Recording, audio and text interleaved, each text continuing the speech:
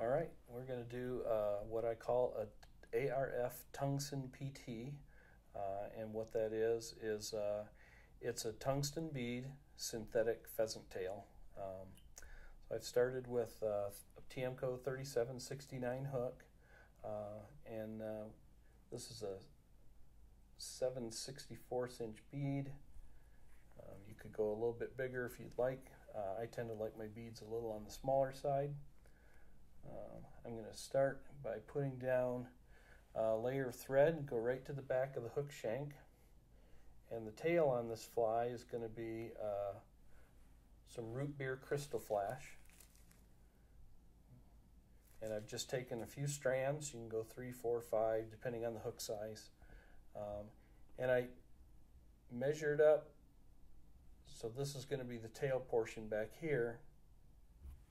Hold that next to the hook, put 2 wraps of thread, one on top of each other over the top of the tail, and lift the butts up and put a couple wraps underneath. And I'm just going to lay the butts back in my material clip and bring the thread back forward. The next material is going to be a material called glitter D-rib, and the color on this is root beer. And the reason I bring the thread back forward, if I tie all this material in at the back of the fly, I'm going to have a big lump in the back of my fly. So I'm going to bring the thread forward and tie the material in at the front of the hook all the way along the length of the shank, so that I at least have the same diameter at the front as I have at the back. And you'll notice I'm stretching this material as I wrap it down. Stretching it like that makes it smaller, so it gives the fly a little less bulk. Bring the thread back forward. I'm going to hang that back there and get it out of the way. The D-rib has some translucence to it, so by wrapping an underbody of the butts of this crystal flash that I used for the tail, wrapping that forward, some of that light is going to reflect back through the D-rib material and give a little more flash to this fly. And trim that off right behind the bead. And then I'm going to do the same thing, wrap the D-rib forward. Again, you'll see at the beginning I stretch that D-rib a lot, and that makes it a little bit smaller.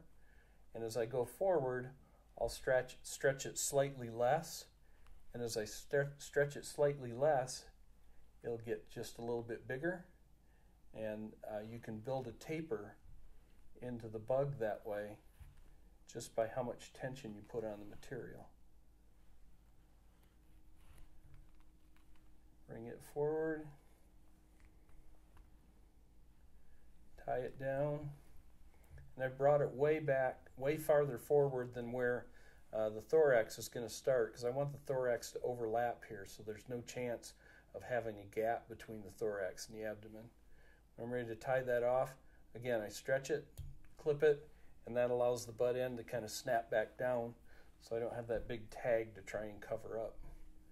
Put a couple extra thread wraps on that, make sure it's secure, and then for a wing case I'm going to use this Mirage Opal Flash material, a large size. It's very, very reflective. I like it a lot better than just normal tinsel. I'll take a little short section of it, tie it right to the top of the fly with the butt end out the back. And then I'm going to take a little bit of dubbing material. In this case I'm using Sabai Fine Flash in peacock color.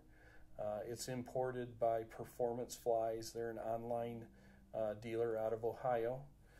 But this material is very soft and very fine, but still very sparkly.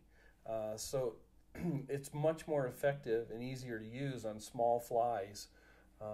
It just scales down to a small fly better. You can double a little bit of a thorax on here. Dub it right up tight to the bead. You see how fine that dubs. It's very easy to work with. and pull the shell up over the top, put a couple wraps on top of it, then I pull it back, put a wrap in front of it. Rather than try and cut this off really close and try and cover up the tag end, I'll just cut it about a 1/16 of an inch long, press down on it, and it'll lay flat against the wing case and you won't even be able to tell that it's there.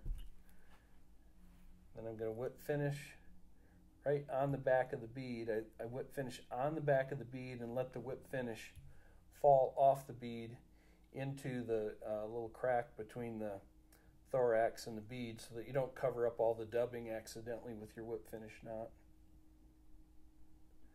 Do a double one. And you can do a soft hackle or some legs underneath the wing case if you want. But usually what I do is I'll just flip it over, brush that dubbing a little bit, and because it is nice and fine, it makes a small leg for this fly. Trim it to length if you need to. And that's the Tung-Syn PT.